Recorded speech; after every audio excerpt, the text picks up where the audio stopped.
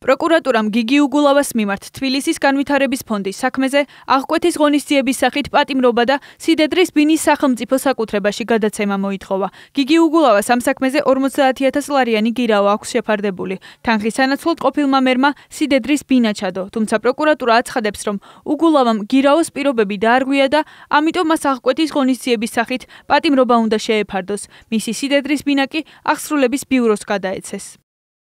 შეფარდებული აღკვეთი ღონისძიება გირაოს პატიმრობით შეცვლის შესახებ.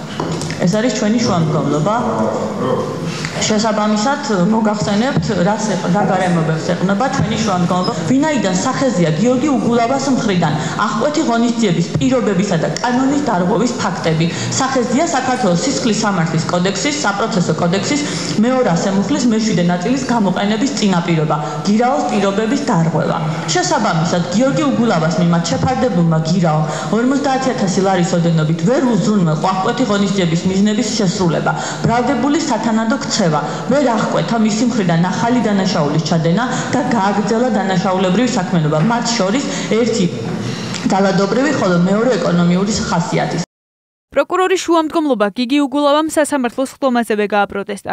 თბილისის ყოფილი მერის თქმით, მის ოჯახს დევნიან, თუმცა მიუხედავად ამისა, ის ბრძოლას მაინც გააგრძელებს. რასახმარმა ჩამოვარდ მე ჩემს მშობლებს, ჩემს მას, ჩემს ახლობლებს სურო ხუთიშვილი გარედატო.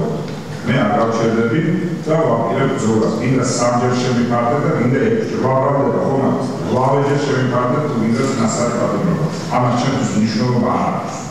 თქვენ ორგანიზმმა ხაზი გადააკვეთეთ, თქვენ რაზეც თქვენ სახელმწიფოებმა და შესაბამისად გახსენეთ ის ცეცხლი, რომელშიც თვითონ გაიწვევთ. ვისაც მოგეზდა ქუჩი დაპირებების მოსმენა, ვისაც მოგეზდა კინკლაობა პოლიტიკური, ვისაც მოგეზდა შურიზება და ვისაც სურვილი აქვს, რომ ქალაქი არ გაჩერდეს ქვეყნის მსგავსად, ყველას მინდა ვთხოვო აქტიურობისკენ და ნიკას მხარდაჭერისკენ.